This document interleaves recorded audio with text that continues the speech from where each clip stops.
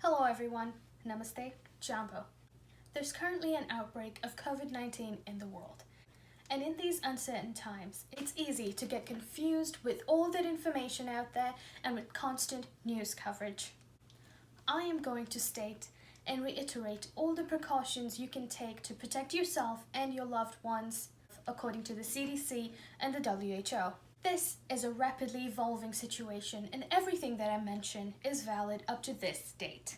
COVID-19 is the coronavirus disease, which is caused by the virus SARS-CoV-2. COVID-19 is one of the 7 coronaviruses. This virus is new, but it resembles the structure of other coronaviruses that we know. This is an electron micrograph of the SARS-CoV-2 virion, where the coronae on the outer edge of the virus are visible. An electron micrograph is a photograph taken of an electron microscope. In this microscope, high-energy electrons are bombarded at the sample in order to get a higher resolution image compared to our regular light-based microscopes.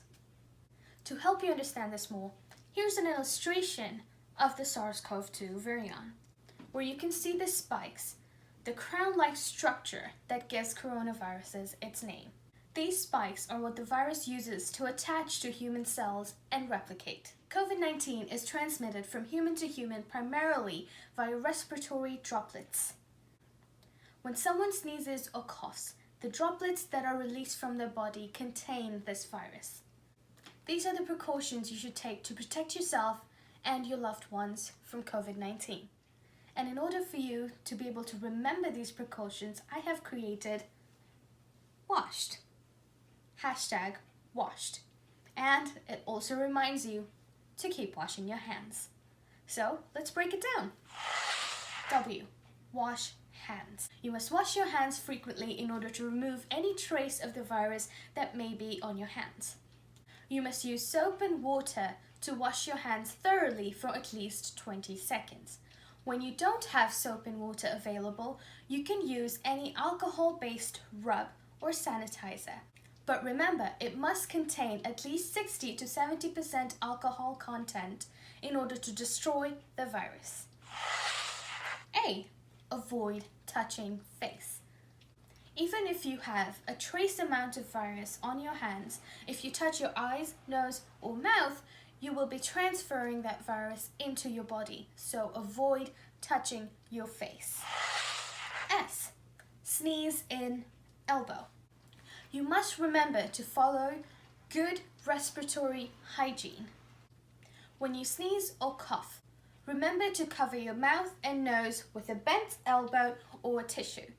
If you are using a tissue, make sure you responsibly dispose of it in a safe, closed trash bin to avoid infecting others.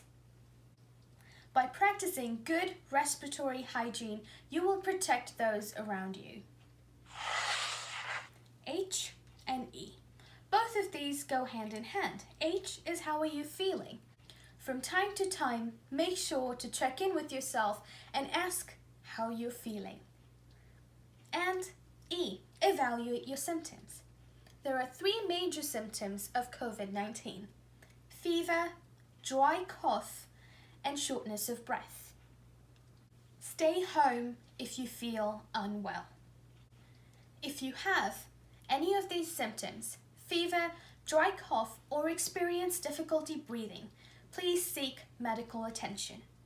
Please call ahead so your medical provider can make the necessary preparations to receive and treat you and to minimize the risk of further infection.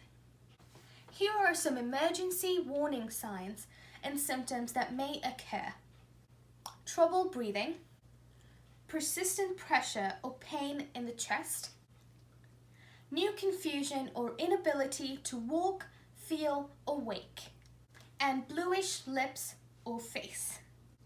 If you're experiencing any of these symptoms, please get medical attention immediately. D. Distance physically. We hear the word social distancing a lot. Personally, I prefer distancing physically, because even though you're away from your loved ones, in order to keep them safe, you are still with each other and stand together in spirit.